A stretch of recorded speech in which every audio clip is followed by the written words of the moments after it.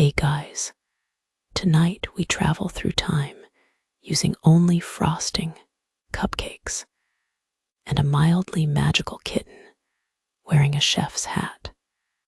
You're here for a bedtime story, and this one, it starts in the quietest part of the night when the streets outside are all dark windows and faint porch lights, and inside your room, everything feels a little softer, a little slower. The fan hums. The pillow molds perfectly under your head. But if you think you're ready for where we're going, you're not. You wouldn't last 2 minutes in a sugar-swirled whirlwind full of ancient ovens, conspiracy cupcakes, and one very persuasive feline. So before you get comfortable, take a moment to like the video and subscribe. But only if you genuinely enjoy what I do here. And let me know in the comments, where are you listening from? And what time is it right now? Now dim the lights. Maybe turn on a fan for that soft background hum. And let's ease into tonight's journey together. You're sitting at your kitchen table, blinking slowly into a glass of warm milk that may or may not be trying to hypnotize you. The clock ticks. The oven hums low, though you don't remember turning it on. You glance down, and there on your lap is a cookbook you don't own, open to a page titled Kiki's Cozy Cupcake Dream, a recipe for travel. Your eyes skim the ingredients: flour, moonlight, crushed lullabies, and one purring kitten. Which is weird, because the only kitten in your life is the cartoon magnet on your fridge. Until, of course, you hear a small meow and feel a warm fuzzball press against your ankle. Kiki. She's real, she's here. And apparently, she can read cookbooks. Her chef's hat is a little crooked, like it's been through a few too many spice storms, and her whisk-shaped tail curls thoughtfully as she hops onto the counter. With one expertly swatted paw, Kiki nudges a bowl of ingredients together. The whisk begins to spin. The room grows warmer, smells like lavender and powdered sugar, and for just a second, everything in the kitchen wobbles like jelly. Then, in a swirl of golden light and cupcake-scented wind, the counter stretches into a cloud. The floor becomes soft as sponge cake beneath your feet. The ceiling opens like the lid of a cookie jar. And just like that, you're not in your kitchen anymore. You're floating in a wide, dreamy sky, seated on a hovering cupcake liner, drifting above a river that glows like caramel under the moonlight. Kiki, somehow seated with perfect posture, paws at a floating compass made of cinnamon sticks. Below, stone structures rise from the sands: pyramids, date palms, and little square buildings with smoke curling from chimneys. First stop, Kiki says in a voice that's not quite a voice, more like the sound a gnat would make if it could speak: ancient Egypt. Bakers of honey bread, inventors of the original cake mold. Brace yourself. The wind carries you downward, soft as a yawn, into the heart of a bustling village near the Nile. It's early morning here, though the sky is still a deep purple. Everything smells like dates, barley, and warm hearths. A woman pulls loaves from a clay oven shaped like a beehive. Children chase each other with palm leaf fans. Cats lounge under baskets of figs. One gives Kiki a tired nod. Apparently, she has friends everywhere. you step into a small bakery tucked between mud brick homes. The walls are cool and smooth, painted with ochre symbols. On a stone slab, there's a line of honey cakes shaped like tiny pyramids, their tops drizzled with something sticky and golden. Here's your first history moment. The ancient Egyptians were one of the earliest civilizations to make sweetened baked goods using honey and dates. They even buried pastries with their dead for nourishment in the afterlife. Imagine eternity with a nice crumb cake. Thoughtful, you help an old baker whose beard is made of flour dust and whose eyes twinkle like he's halfway asleep already. Press dough into molds carved with lotus flowers. He hums something tuneless and soft as he works. Kiki helps by occasionally licking batter off a spoon. Uninvited, but not unhelpful. As the cakes rise slowly in the clay oven, you notice something curious. A carved stone hanging on the wall that shows a cat seated beside a pharaoh, both of them holding loaves. It's unclear whether this is a tribute, an inside joke, or possibly just cat propaganda. Historians still debate whether cats in Egypt were truly worshipped, or just freeloaders who happened to be cute enough to get away with anything. You can probably guess which side Kiki falls on. Outside, the wind shifts. The air tastes faintly of cinnamon and lemon balm. Kiki tugs your sleeve. The honey cakes cool on the slab, steam curling off their tops like tiny spells dissolving in the morning sun. One bite, and the flavor is warm, earthy, and softly sweet, like eating memory itself. Then the horizon ripples, like someone dropped a sugar cube into the air. Kiki hops into the next cupcake-shaped travel bubble, licking crumbs off her whiskers. You step in after her. The cupcake lifts. The sky shimmers. You're off to your next stop, ancient Rome, where things are about to get dramatically decadent and slightly overseasoned. The world folds like parchment around you, creased at the edges by the scent of roasted almonds and a whisper of red wine.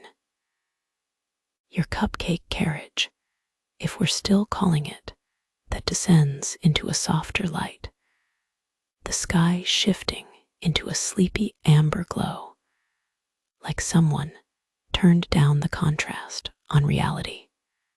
Beneath you now, ancient Rome, not the marble pedestal, heroic statue version you probably imagined. No, this is the quieter Rome early evening, streets emptying, ovens cooling, and someone playing a very out-of-tune harp from an open window. The air is thick with the warmth of cooked cheese and the lazy swirl of olive oil. A pigeon yawns on a windowsill. You didn't even know they could do that. You land with a quiet thump on the soft rooftop of a villa nestled between two bakeries. Kiki, ever elegant, somersaults off the frosting seat and lands paws first onto the stone tiles. Her tail points toward a glowing doorway below. Inside, candlelight flickers gently, like it's also trying not to wake the neighbors. This is a Roman bakery, and it's nothing short of delightful chaos. Giant trays of panis dulcis, sweet breads made with honey, ricotta, and sometimes pine nuts, are cooling by the hearth. there's a sleepy-looking baker with olive-toned robes, balancing a bowl on one hip and a doughy cat on the other. Kiki nods at the cat. They're cousins. Obviously.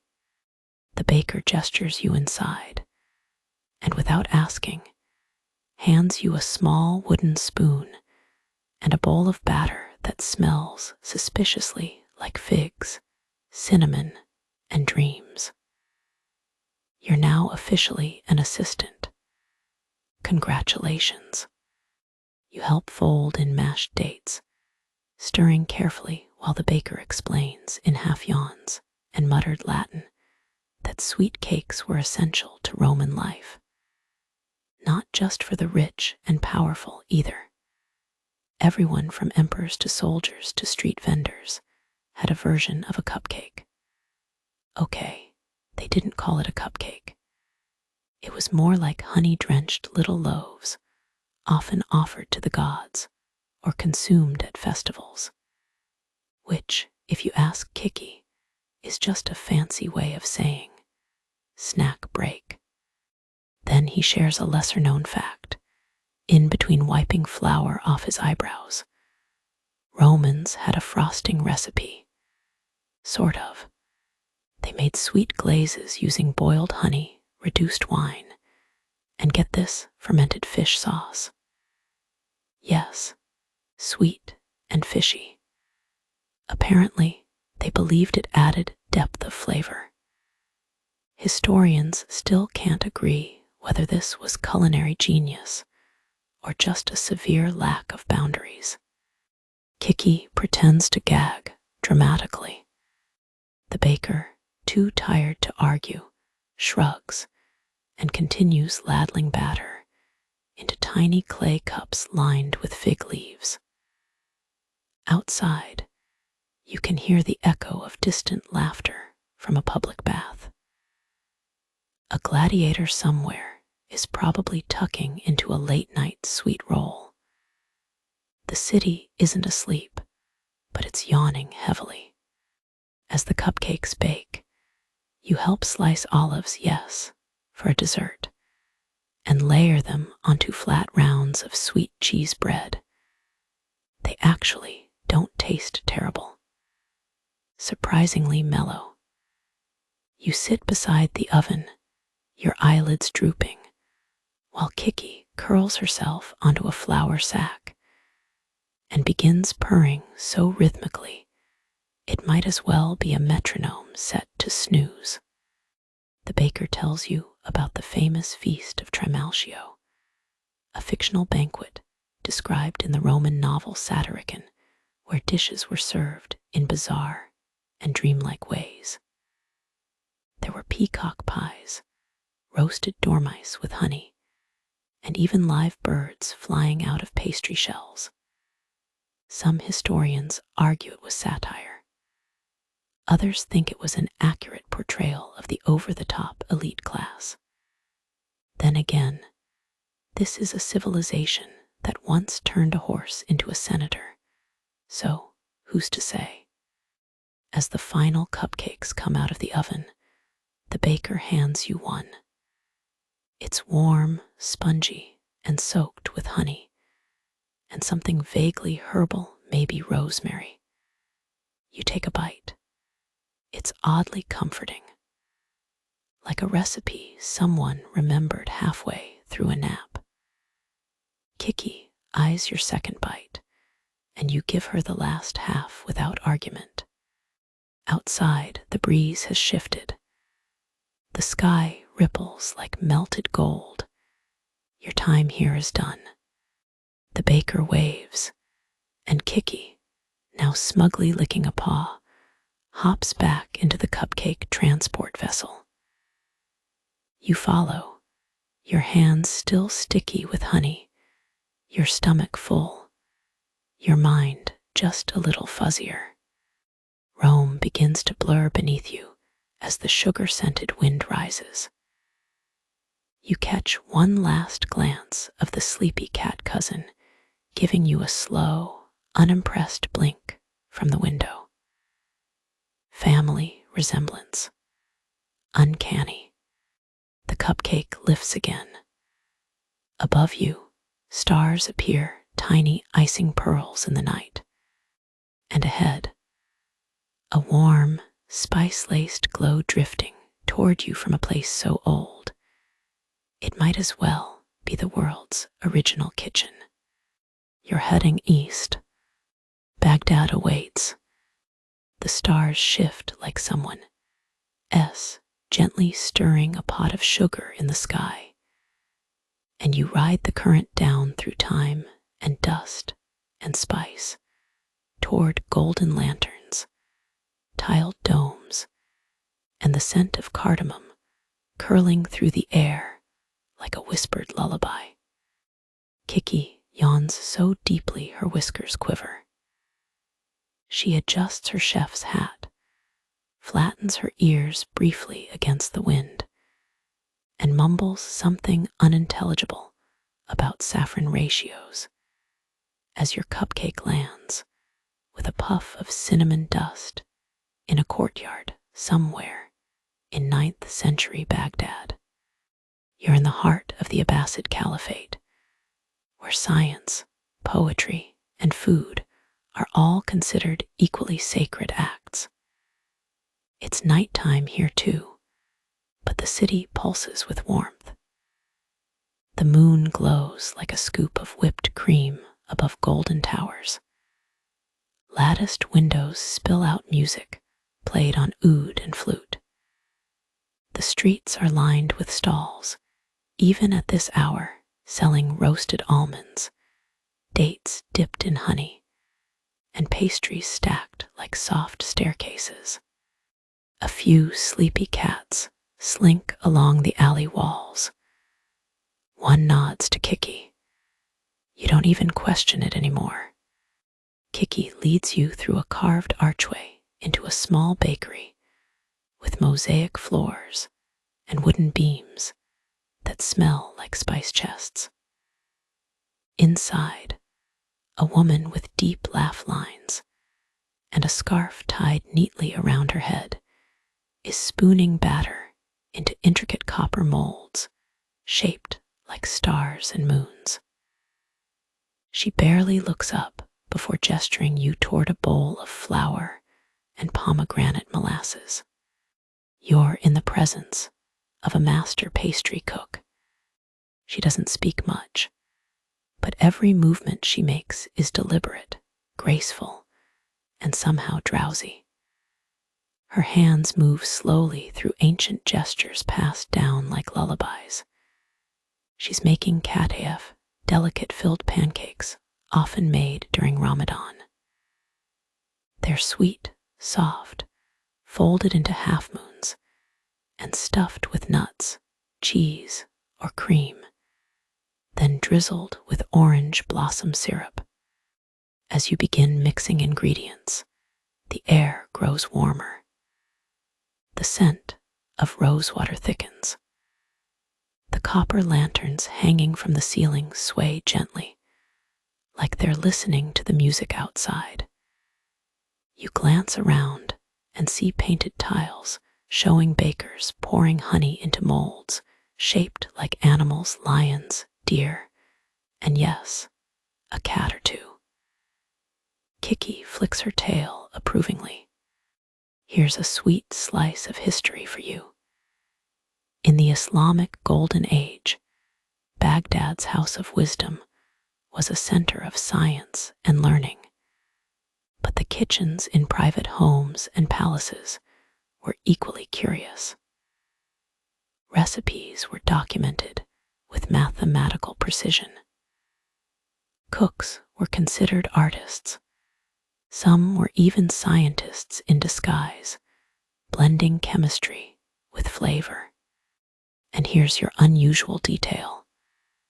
Many desserts were perfumed with actual musk and ambergris, rare ingredients derived from animals that today might earn a firm eyebrow raise from your vegan friend group. Yet, at the time, they were considered luxurious and deeply romantic flavors. The kind you saved for guests you really, really liked. You press dough into tiny molds while the baker hums a tune older than most countries. Kiki snoozes inside a ceramic mixing bowl, occasionally twitching when her dreams involve pistachios.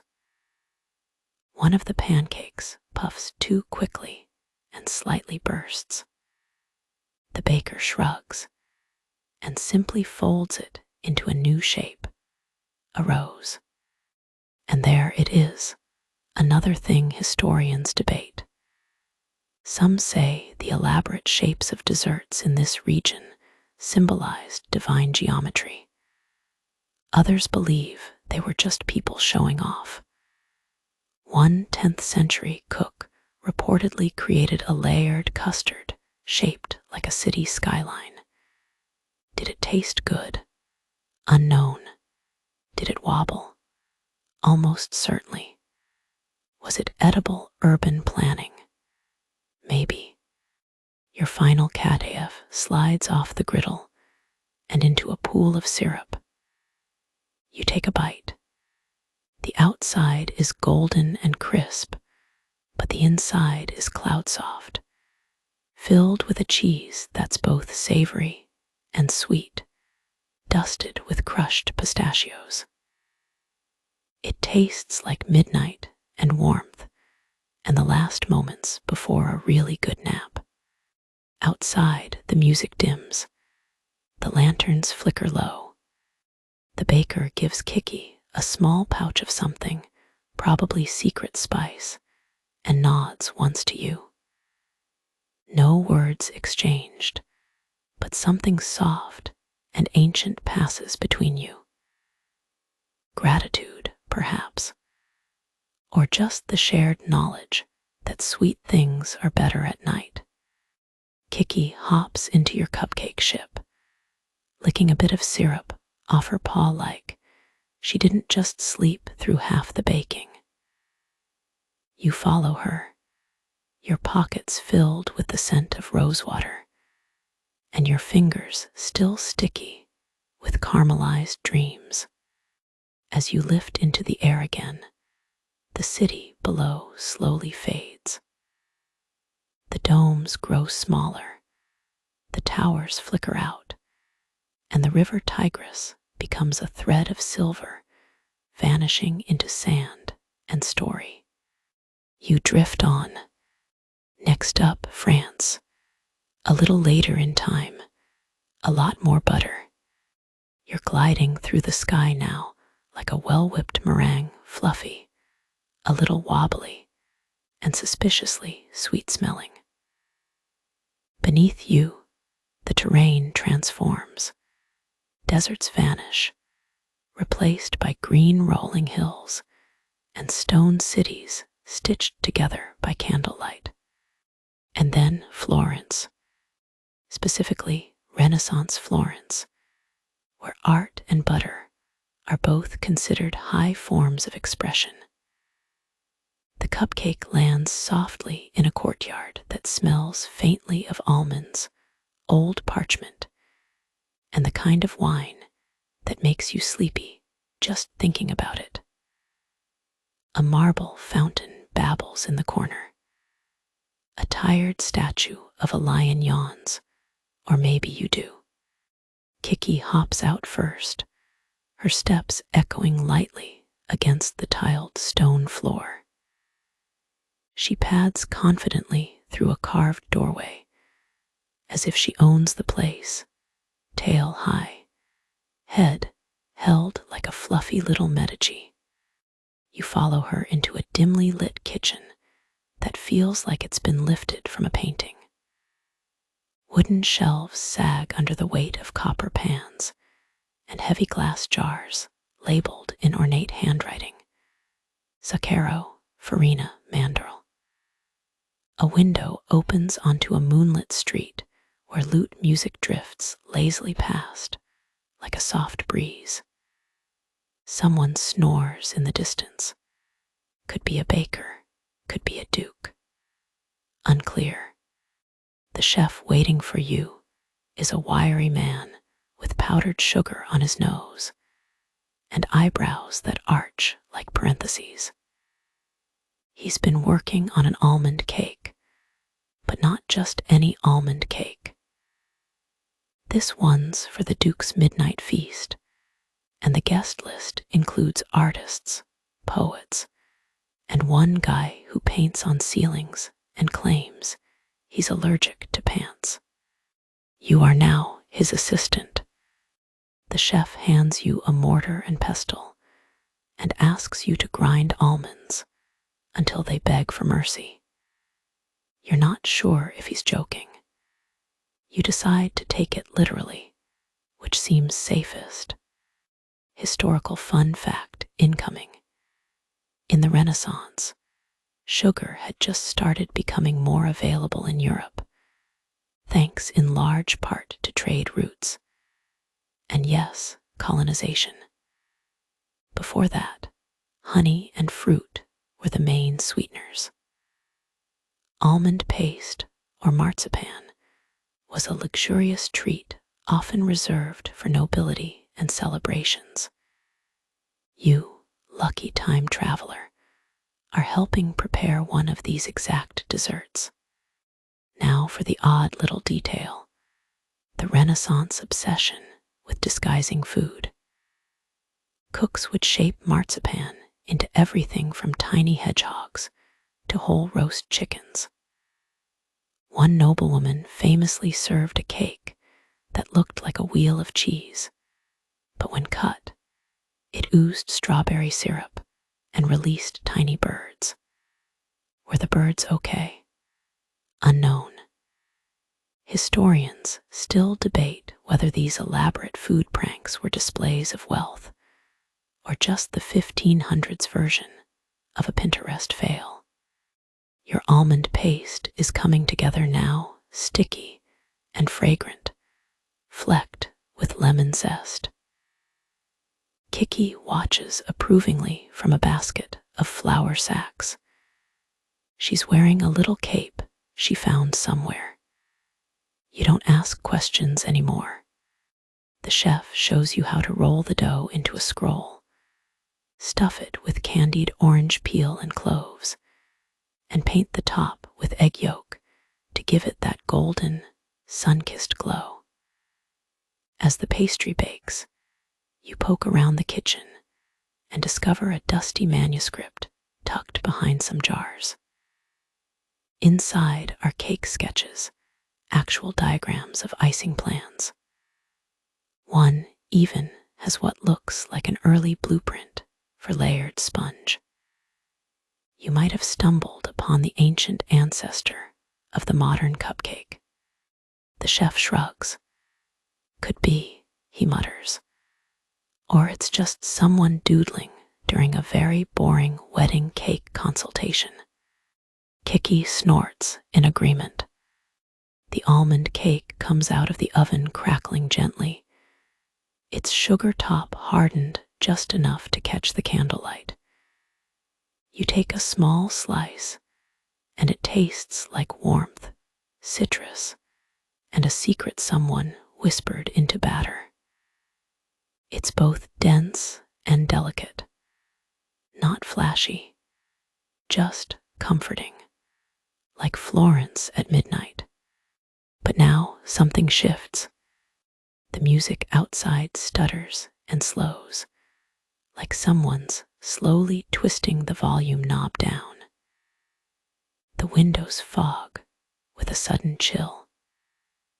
The chef waves you off with flour-dusted hands and turns back to his work, already halfway into another recipe. Kiki leads the way back to your cupcake. She hops in like a little gondolier and points dramatically west. You follow. The wind catches beneath your sugar saucer and lifts you back into the sky. Ahead lies a city of powdered wigs, flickering gas lamps, and buttery revolution. You're heading toward France, and something smells suspiciously like caramelizing chaos. Paris, the late 1700s. The streets are narrow, the candles are short, and the people, well, they're a little tense. Your cupcake descends softly into a cobblestoned alley lined with shuttered patisseries and the unmistakable scent of impending history. A light drizzle speckles the stones, softening everything into a hush. It smells like damp parchment, butter, and the faintest whisper of pastry cream. You land outside a bakery with a creaky green door and a sign that reads Le Chat du Sucre. There's no one on the street, just you, Kiki, and the weight of a country teetering between powdered wigs and powdered sugar. Inside, the kitchen is chaos, but cozy chaos. Mixing bowls clatter. Cream curdles slightly in the wrong direction. Someone has clearly been crying into a bag of flour. The head pastry chef is an exhausted young woman with sleeves rolled up and sugar smudges under her eyes like war paint. She doesn't even flinch at the sight of you. She just points to a whisk and says, "Make the pate-a-chew rise, or we all fall."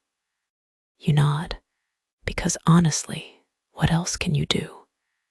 Pate-a-chew, air-puffed dough used for cream puffs, eclairs, and those delightful little swan-shaped pastries, is the reigning queen of French dessert at the time. Getting it to rise just right is an art form. Too much steam, and it explodes. Too little, and you get soggy dough blobs. And nobody needs soggy blobs during a revolution. Here's your historical snack for the night. The French Revolution didn't just change politics, it changed food. Aristocrats with fancy chefs fled, or, well, lost their heads. Suddenly, elaborate dishes and desserts made their way into the public's hands. Bakeries opened to serve everyone, and pastry, once a privilege, became part of the people's palate. And your weird little detail, there's documented evidence of secret messages being smuggled in pastry crusts during the revolution. Yes, people literally baked political statements into tarts. The original edible manifestos, delicious and probably treasonous. As you help fold the dough, Kiki perches on a countertop next to a bowl of chantilly cream. She dips one paw in, tastes it, then offers no notes. A small win. The young chef mutters about shortages.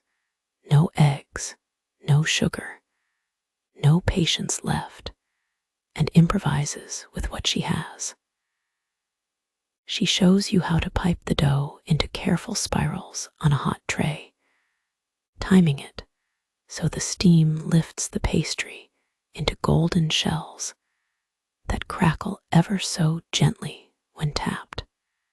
As the puffs bake, you glance outside. The streets are quiet, but thick with change. You imagine someone out there reading a pamphlet while eating a day-old croissant, unaware that dessert history is unfolding right behind a tiny green door. There's a cake cooling on the sideboard with a swirl of whipped meringue, so glossy it reflects the candlelight like silk. Kiki licks it once and then curls into a ball, satisfied. And here's the lingering debate among historians. Was Marie Antoinette ever really obsessed with cake? Did she actually say, "Let them eat cake"? Probably not. Most agree it was propaganda, blaming her for the excesses of the monarchy. But desserts did symbolize luxury, and as such, they were both adored and reviled, depending on which side of the oven you stood. The cream puffs emerge golden and steaming. You and the chef fill them with thick vanilla cream and dust them with sugar so light it floats like ash.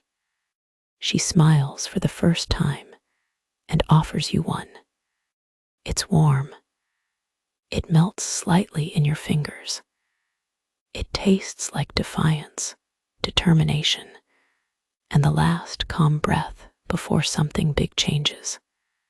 Kiki stretches, flicks sugar off her paw, and nods toward the window, where the wind is stirring again, this time smelling faintly of coal smoke and iron tracks. Your cupcake hovers at the edge of the kitchen, ready to go. You climb in. The bakery behind you fades into soft, powdered shadows. The revolution rolls on without you. And just ahead, a train whistle in the distance, a new century waiting. With cupcakes and wheels, there's a soft hiss and a rhythmic clatter beneath you now, the unmistakable heartbeat of a steam engine. You're aboard a train, but not just any train. This one is puffing its way through the English countryside in the late 1800s, decked out with brass railings, velvet curtains, and a dessert car so elegant it might as well have been designed by Queen Victoria herself on one of her moodier days. Your cupcake has transformed once again into a kind of sugar saucered ticket. It parks gently in the dining car, nestled between gleaming teapots and a tower of scones that look just a little too sentient. Kiki hops out before you, of course. She's instantly at home, weaving through lace-draped chairs and curtsying softly to a sleeping hound wearing a monocle. This train is headed nowhere in particular. That's the beauty of it. It exists solely for the pleasure of dessert. Welcome to the Victorian Cupcake Express. You're introduced to the car's baker, a stout man with a walrus mustache and a suspicious amount of jam on his collar. He's both cheerful and entirely over it. He informs you between yawns that your job tonight is to help prepare individual steamed puddings disguised as cupcakes. You don't ask why. At this point, nothing surprises you. Historical note time. During the Victorian era, railway travel exploded across Britain. Suddenly, food had to travel too, and so did the people who ate it. Train dining cars were luxurious, theatrical, and for the upper crust, a place to see and be seen while nibbling on lemon sponge. This was also the golden age of the steamed pudding, which could be prepared ahead of time, wrapped tightly, and served hot with custard. Kind of like the cupcake's moody, introverted cousin. Tonight's assignment: bake vanilla bean puddings inside individual porcelain cups, then frost them with soft meringue swirls so no one knows they're steamed, not baked. It's dessert espionage. And here's your weird historical tidbit. There were actual etiquette manuals written just for eating on trains during this time. Apparently, it was scandalous to pass jam to the left. Why? No one really knows. Historians still scratch their heads at Victorian dining paranoia. Some say it was a superstition. Others a ploy to enforce endless etiquette rules. Kiki says they just liked being complicated. While the puddings simmer, the train sways gently along the tracks, creating a lull that makes it nearly impossible to stay upright or awake. You lean against a brass rail, breathing in the scent of nutmeg and warm milk, listening to the muffled clink of teacups and the soft rustle of newspapers read by half-sleeping passengers. Kiki climbs up onto a velvet seat near the window and gazes out. You join her. The landscape outside is dreamlike. Misty fields, lazy sheep, the occasional suspiciously large mushroom. You wonder, briefly, if you've accidentally wandered into a Beatrix Potter book. Wouldn't be the weirdest thing that's happened tonight. The train dips into a tunnel, and everything goes briefly dark. When the light returns, your puddings are ready, golden and fragrant, with their meringue peaks lightly toasted from the residual heat of the steam compartment. You serve them on tiny porcelain saucers to sleeping passengers, each of whom seems to instinctively wake just enough to murmur a thank you before drifting back into their dreams. One lady kisses your hand, then tries to marry you. Kiki disapproves. And just when you think it can't get any cozier, the dining car's gas lamps flicker once, twice, then blink out, leaving only moonlight on polished brass and the fading warmth of dessert. It's time to move on. Kiki is already padding back toward your cupcake, her little travel cloak now adorned with a tiny pudding pin. She's clearly collecting souvenirs. The train slows, not at a station, but at a moment, because you're about to make a sharp turn in time. Ahead lies war, secrets, rationed sugar and blackout curtains, but also cupcakes used to carry messages. Because even in the darkest times, humans find ways to bake a little hope into the batter. And that's where you're going next. The world goes dark, not in a scary way, but in that hushed, heavy blanket kind of dark that feels like all the lights have been politely asked to leave. You're not on a train anymore. Your cupcake has landed you somewhere quieter, tighter, dimmer.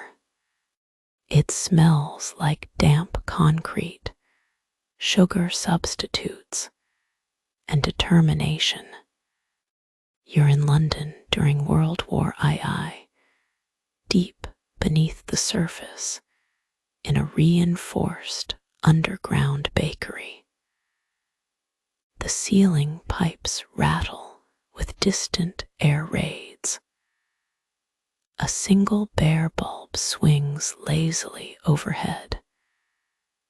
And next to you, Kiki, now wearing a tiny helmet made out of a halved teacup.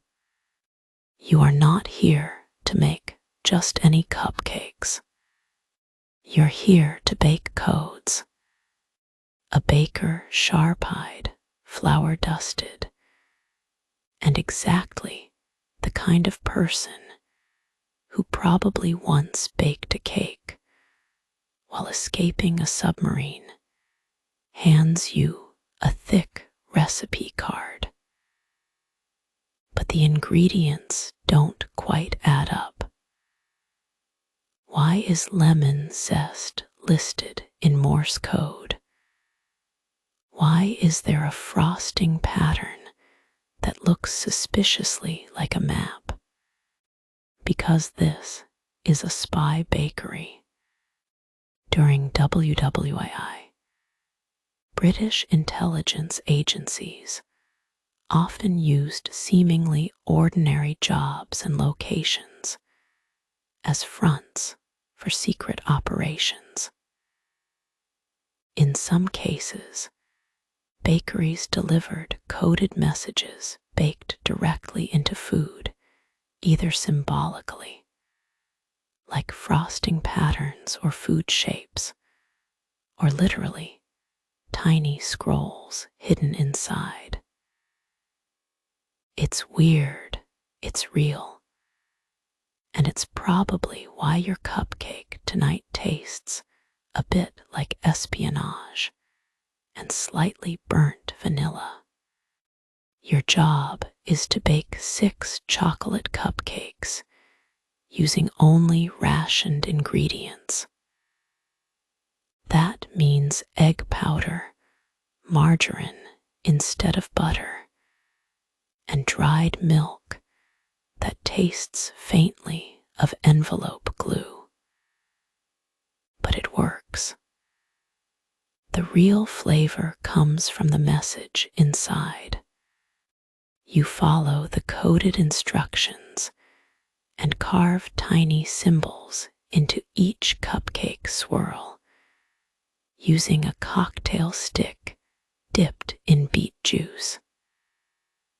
1 swirl means safe. 2 swirls means go tomorrow. And a spiral in the center, well, that's reserved for abort mission. Oven's too hot. Kiki watches intently, occasionally batting at your piping bag like it's an enemy agent. She knocks over a tin of nutmeg, then pretends it wasn't her. Classic wartime misdirection. Outside, blackout curtains hug the windows. The city above sleeps lightly, nervously. Somewhere far off, a siren wails once and then goes silent. The bakery hums with the soft clinks of trays, the low thrum of tension, and the occasional stifled laugh when someone accidentally sits on a sack of flour.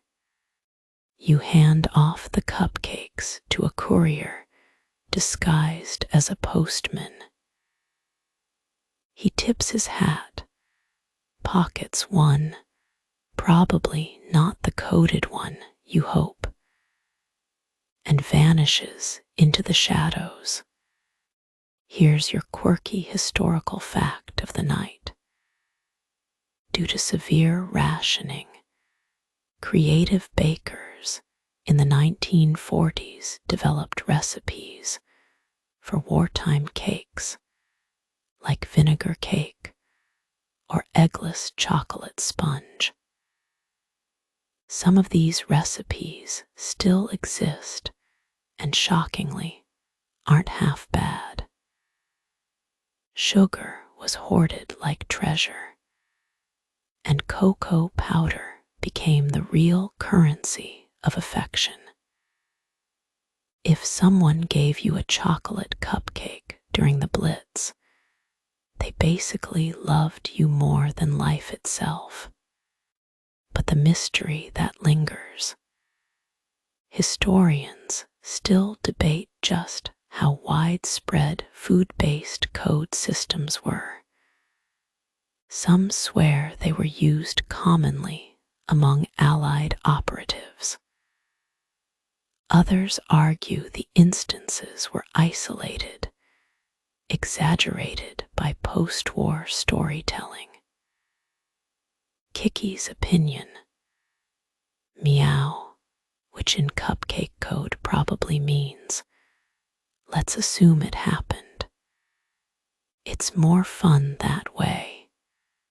With your mission complete, the baker thanks you in that brisk, dry British tone that somehow sounds like a compliment and an evacuation warning at the same time.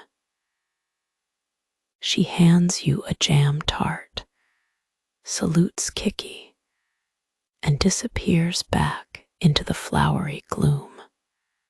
Your cupcake waits for you near a tiny window. You climb in. Outside, dawn is breaking, just the faintest smear of blue over the rooftops. A new day. A slightly less dangerous cupcake. Possibly. And far ahead, there's color, flashing lights, music, neon frosting. You're going to the 80s. You're not even sure what hits you first.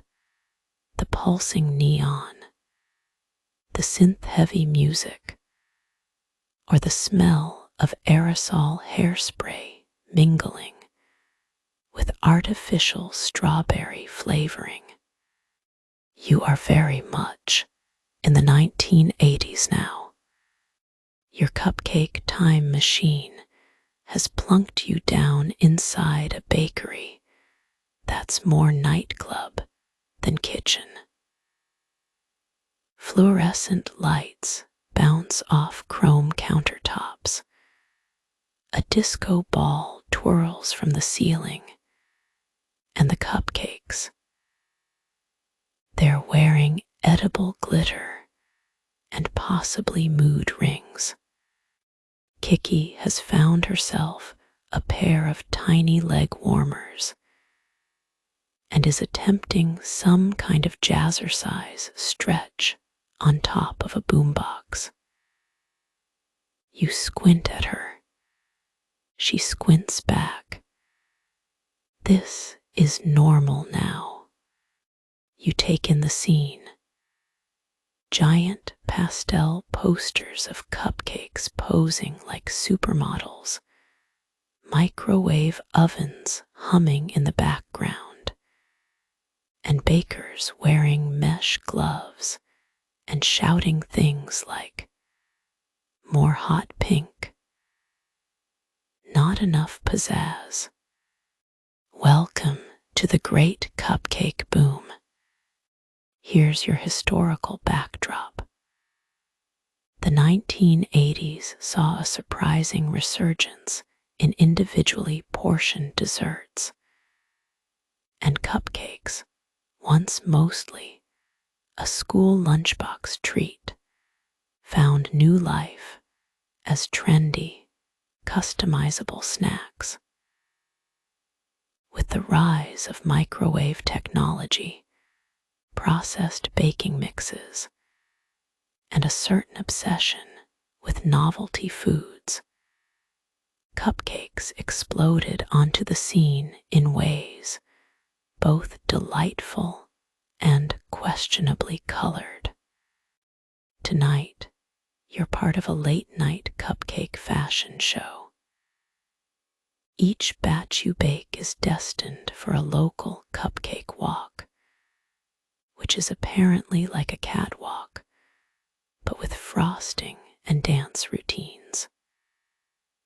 Your task is to help design 6 personality cupcakes, each embodying an iconic 80s vibe: punk rock, glam, workout guru, tech nerd, movie star, and one that just smells strongly of bubble gum and existential confusion. You're handed neon-colored batter in squeeze bottles, edible metallic dust, and frosting so stiff it might be legally considered construction material. You don't even ask what's in it. This is the 80s. You're lucky if your cupcake doesn't glow in the dark. Kiki, now inexplicably wearing a sequined vest, acts as your taste consultant. She suggests you add pop rocks to the punk one. You agree. It seems appropriately aggressive. As the music thumps and mixers whir, you get into a rhythm. Frost, spin, glitter, dance break. The cupcakes are part performance, part dessert, part abstract political commentary. Probably. Here's your quirky fact. Some bakers in the 1980s began experimenting with edible images, printing photos onto frosting using rudimentary sugar sheet technology. That means you could technically eat your favorite band, your pet hamster, or a poorly cropped photo of David Hasselhoff. Cupcakes became more than food. They were a canvas, a vibe, and occasionally a cry for help from someone who put too much licorice in the batter. The cupcakes are lined up for judging. A woman in parachute pants raises an eyebrow at your bubblegum existential crisis flavor, but takes a bite anyway. She weeps softly. It's beautiful. A fog machine burps out a final cloud of scentless vapor, and the crowd of snack fashionistas starts to drift off, lulled into sugar comas and Madonna remixes. In the quiet that follows, you notice something strange. A rotary phone on the wall begins to ring. Just one long, slow ring. No one answers it. You walk over, pick up the receiver. There's only a whisper on the other end. It's time to go back. Suddenly, the boombox dies. The disco ball flickers. Even the frosting loses its luster. Time to return. You find your cupcake waiting near the back door. Its icing now dusted with the lightest layer of memory. Kiki hops in beside you, holding what appears to be a miniature cassette tape with her face on the label. She's not explaining that. She never will. As the cupcake begins to glow, you feel the 80s fade like a dream, one filled with synthetic joy. Weirdly satisfying flavors, and way too many triangles in the graphic design. And just ahead, you're headed home, but there's still one last stop. You land with a soft whump, and for a moment, it's so quiet you think the cupcake machine may have just dropped you into a pile of laundry. But then you notice the smell. It's warm, sweet, familiar. Home, not your actual home, mind you, but something close. A dreamlike version of your own kitchen, softly lit by fairy lights, smelling like vanilla and memories, where the clock always reads a little after bedtime, and no one ever runs out of butter. Kiki lands beside you, her tiny neon leg warmers replaced with a sensible flannel scarf.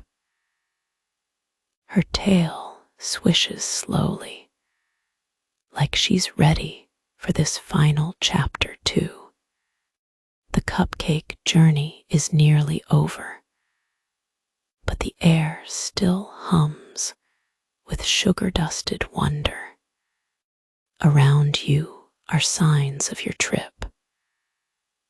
A cracked Roman amphora filled with cocoa nibs, a powdered wig perched atop a piping bag, a ration book next to a sprinkle jar, and a neon pink frosting gun leaning casually against a Victorian cake stand. It's as if all the kitchens of the past gathered here for a quiet reunion. You find a cozy chair and sink into it. It sighs like it's missed you. On the table beside you is a single cupcake. The cupcake. Its frosting is a perfect swirl, no code, no glitter, no history lesson, just one quiet, simple curve of vanilla atop a moist, golden base. A cupcake without drama, the kind that exists solely to be enjoyed. You take a bite, and it tastes like everything you've seen. The almond paste of Florence, the honey of Egypt, the buttery puff of pre-revolution France, the pop rocks of the 1980s. Somehow, impossibly, it all blends together into something soft, subtle, and deeply satisfying. Here's a final historical nugget for you. While the cupcake, as we know it, emerged in 19th century America, originally named because ingredients were measured by the cup, it's part of a global tradition of small, celebratory cakes that go back thousands of years. Nearly every culture has some version of a single-serve treat because joy, apparently, loves to travel light.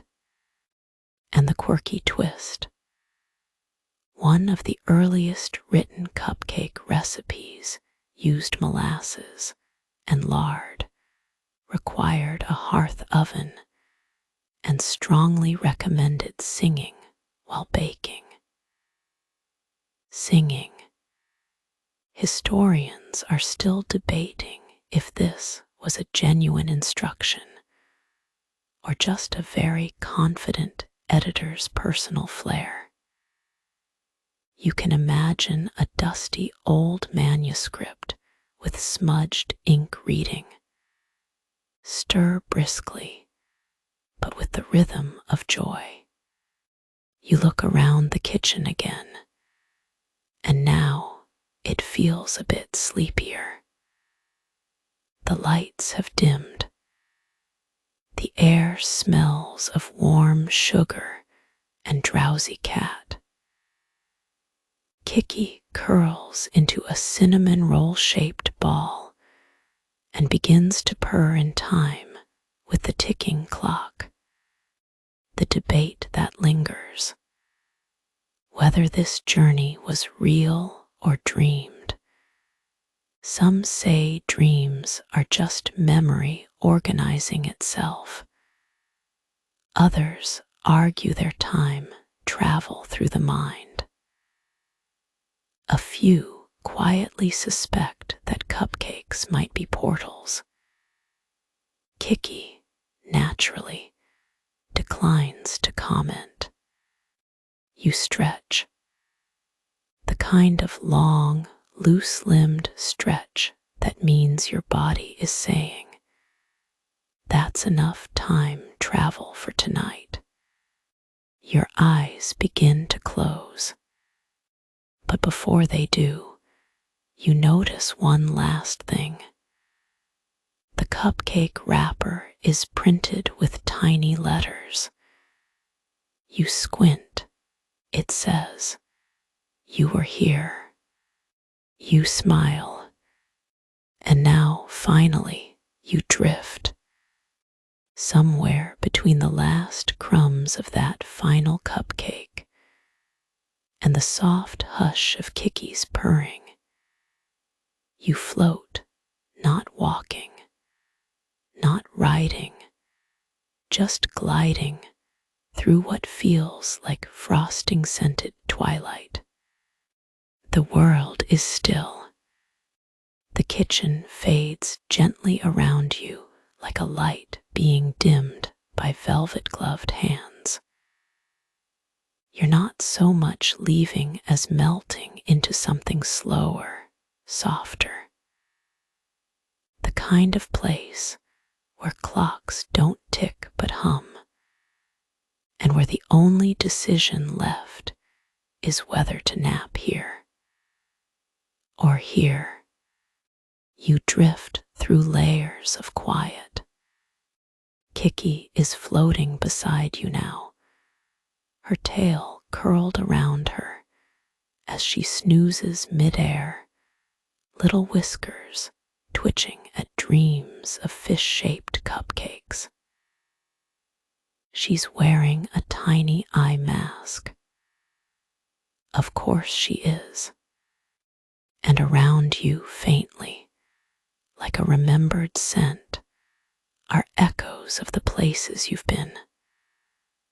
A flicker of golden dust from Egypt, the buttery scent of Versailles, a faint synth note from the 80s hanging in the background like a lullaby from a different timeline.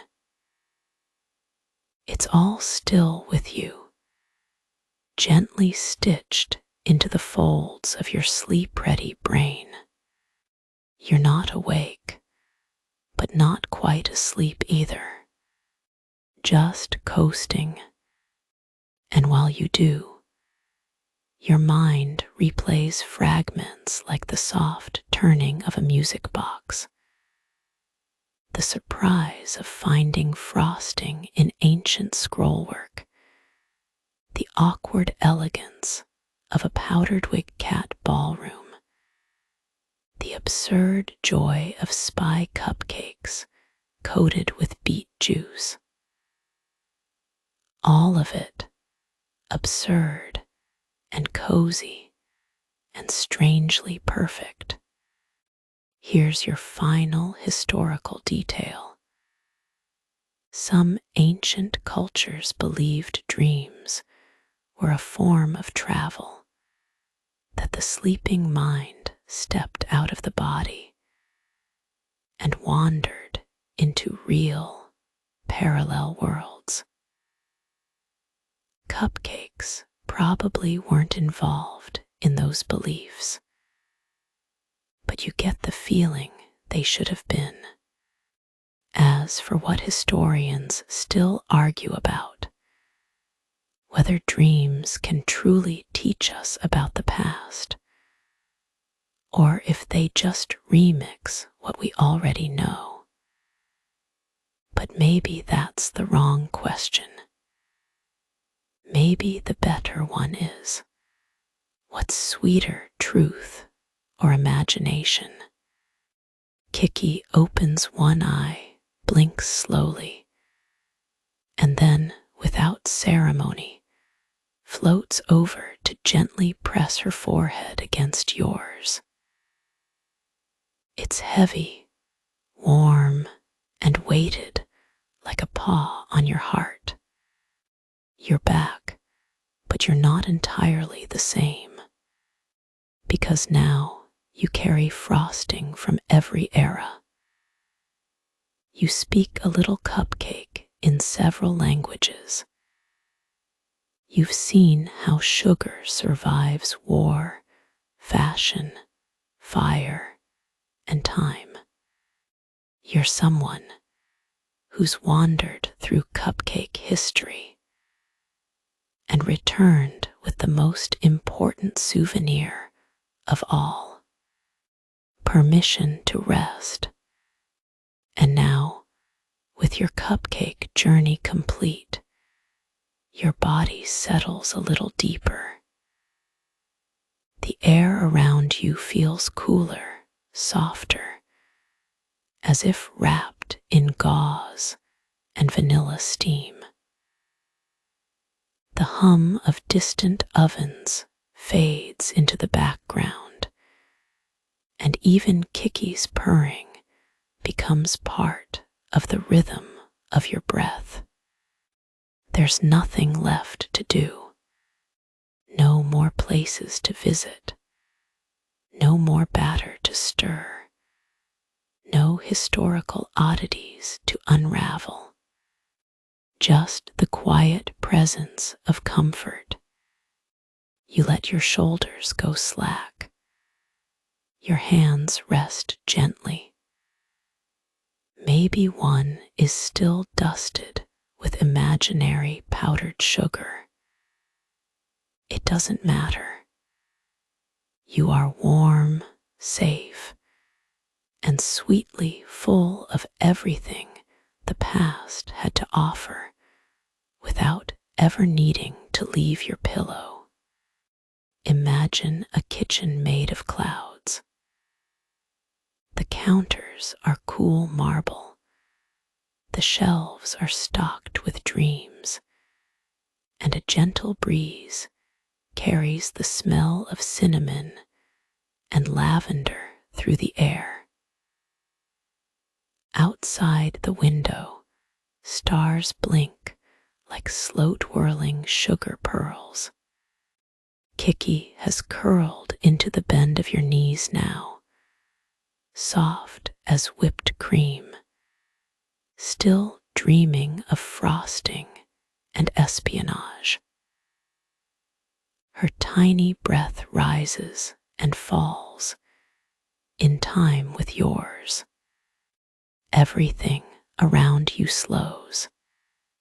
Even your thoughts begin to stretch out, unspool, soften. If a question comes, what's next? Where am I? Should I be doing something? It floats gently away like flower dust in the sunlight. There is only this moment, this breath, this warmth. And as your eyelids grow heavier than Victorian bundt pans, and your mind quiets like an empty bake shop after closing, remember, there's magic in sweetness. There's comfort in history. And there's always room for one last dream.